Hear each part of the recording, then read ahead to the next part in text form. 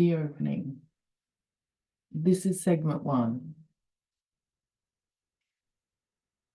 This is where it all begins. These are the three key pieces of information or experiences that I had that started this whole journey to where I am. These were the three pieces that unlocked and paved the way towards everything else. Everyone has their own moments where this occurs, where they have these ideas or experiences or situations that happen that put them into this place where they start to see things differently, where they have to do things differently, where they have to change something in their life. It's like a forced change. It's a forced realization. And whilst that word may sound not like the right word, it's exactly what it feels like. It feels like a forcing. So today I'm going to talk about these three key pieces that opened it all up. And the reason I'm doing this whole series, this whole segment into the way that I assemble my contract is not in a way for you to come join me and believe in everything I say and do everything that I do. It's so that you can see just someone else's way. You can see the way that someone else has pieced things together, the way that someone else lives their life, the way that someone else brought in the experiences and the things they've learned and expresses them and lives through a certain way because of the way that they're seeing all these things around them. Now, a lot of my story, I have done videos before, so these I really want to get precise and I really want to just pick out those highlights so we're not fluffing it with too much story. It's the essence of those experiences and those learning moments that I really want to hit here. So we're going to start at the biggest one that sort of made it all happen. Even though this journey started in a certain place, it was after that period of time where the biggest event was the grief part. And the grief part was based on losing my husband unexpectedly about a year into me deciding that I wanted to change my life and become a better person, starting to open my mind slightly to the possibility of manifestation and working on our beliefs and moving towards those things that we want. That was the biggest experience. And even though we know that the word grief is literally shadowed in an unpleasant experience because it's when you lose someone, it's when someone passes away.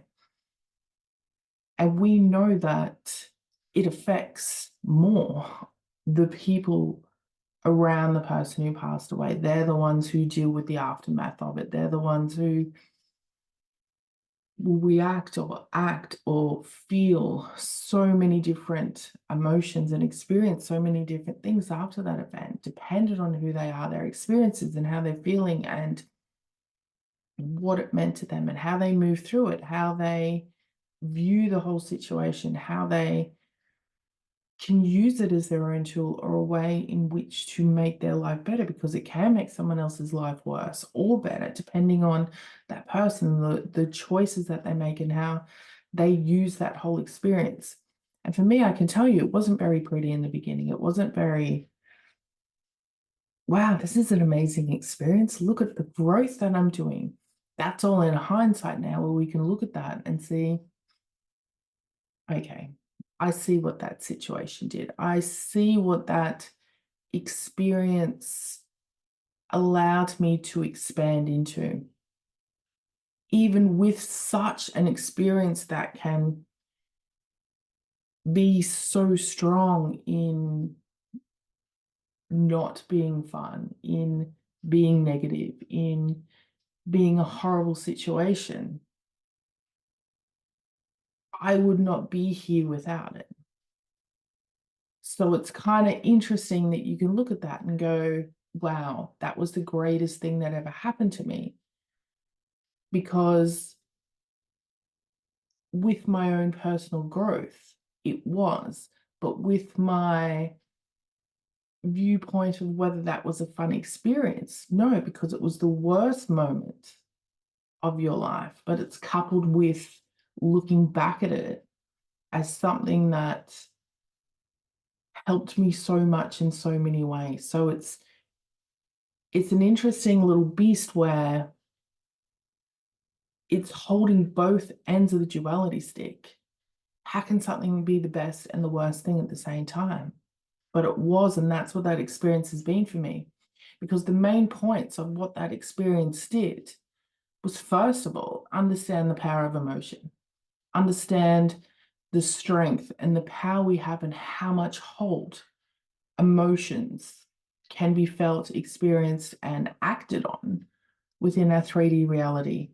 The other part was discovering myself, having the space and the need and the want to understand more of who I am, to get to know myself more on my own without being in a partnership. And whilst that can sound very sort of simple and basic, it is something that if you've always been in a partnership, or if you've been through a few different partnerships and maybe not too much break, and even with me having a huge break in the middle of my life somewhere before I was married, it was still a whole new discovery of who I was, because over that time you become a different person.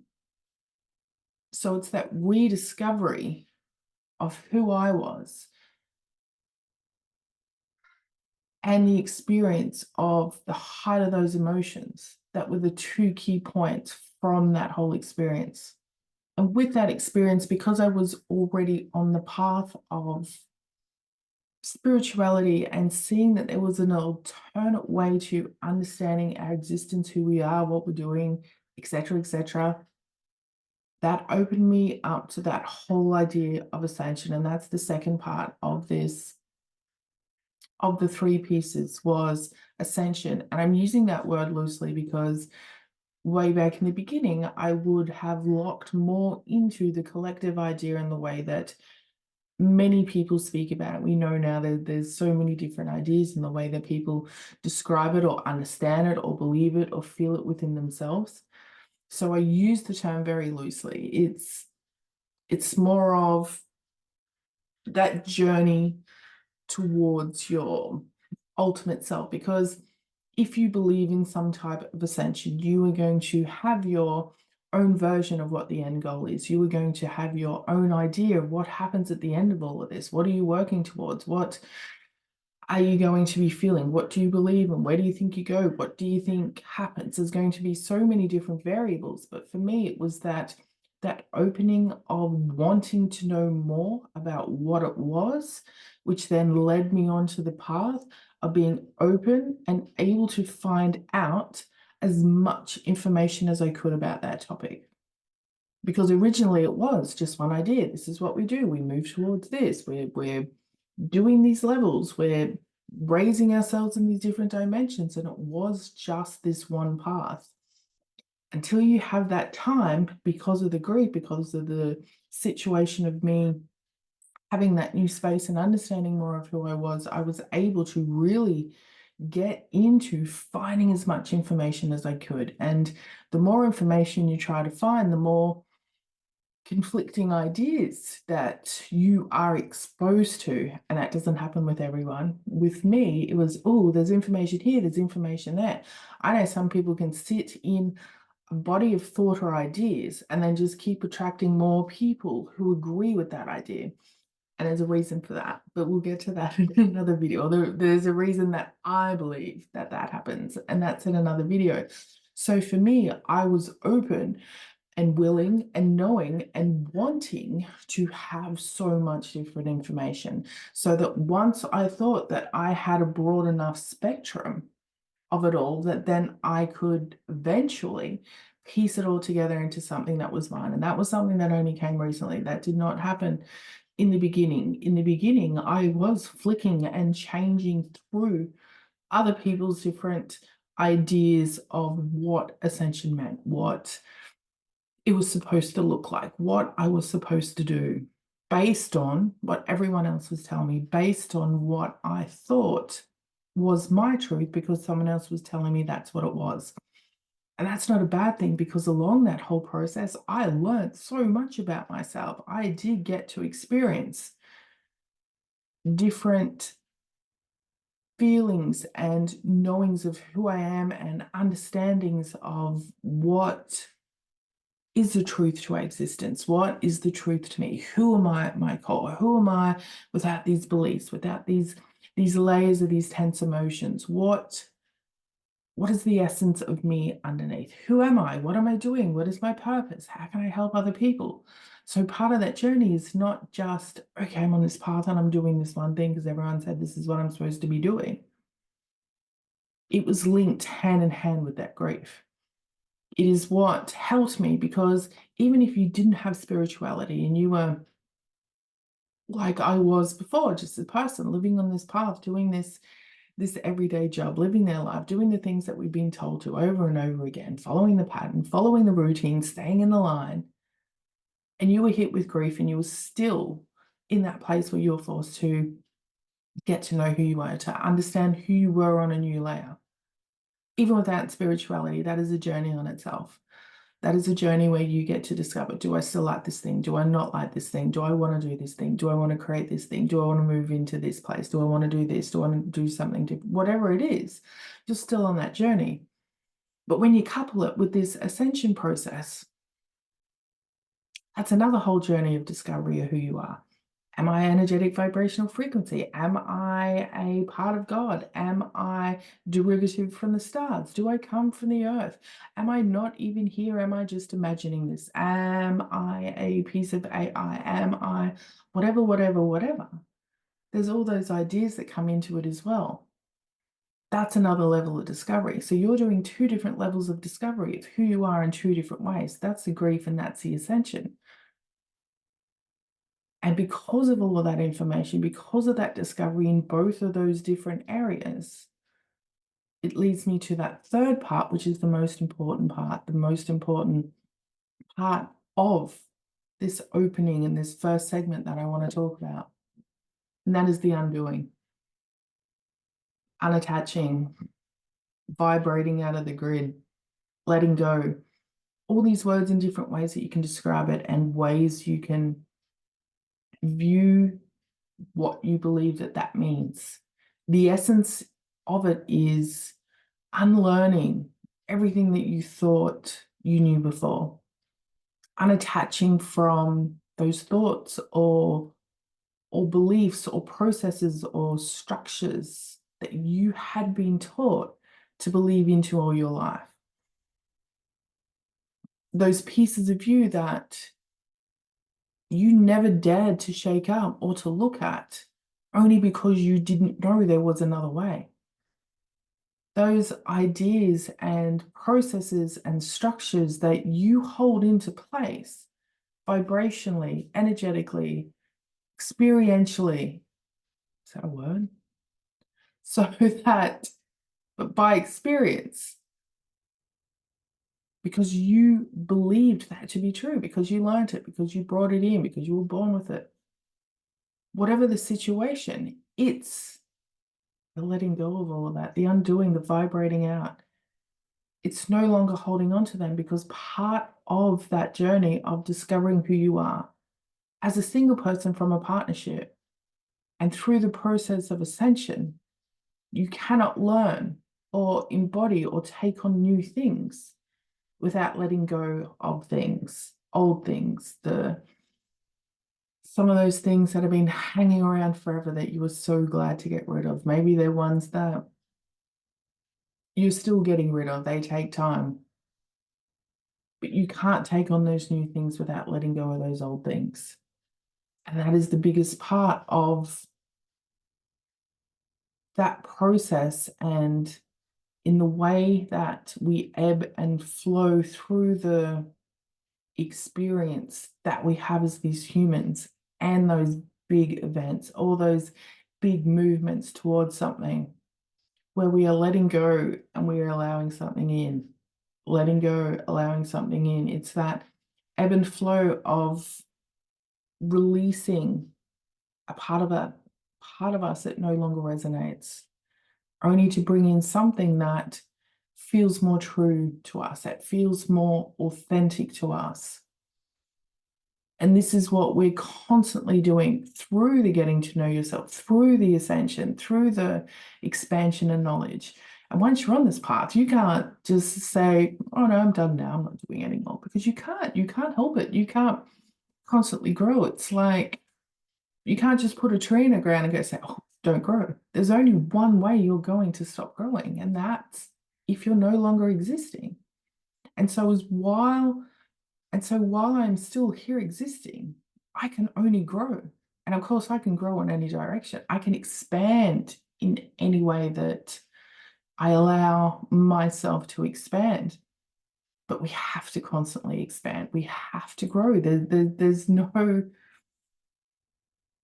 way that we can exist without it. So if I know that that is something that's just a given and something that I can no longer control, I'm going to make sure that the way that I'm growing is towards the things, the places, the experiences, everything to what I want, to what I want to feel, to what I want to see, to what I want to do. So when I'm letting go of something and I'm allowing something new in, I know that it's only for my betterment. And if you believe in the way that ascension is described, and if you believe in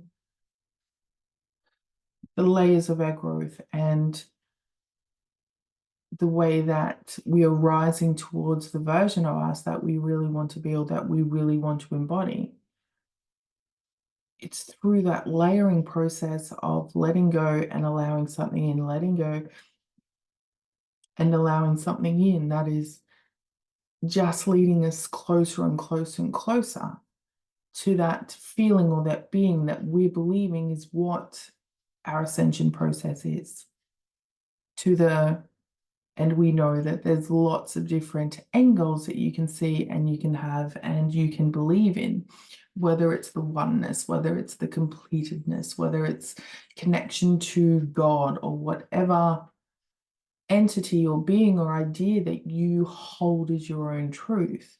It's the movement towards that via those layers, via that process, because you can't get there from where you were. You can't just decide, oh, I'm going to be over here now. There is a process.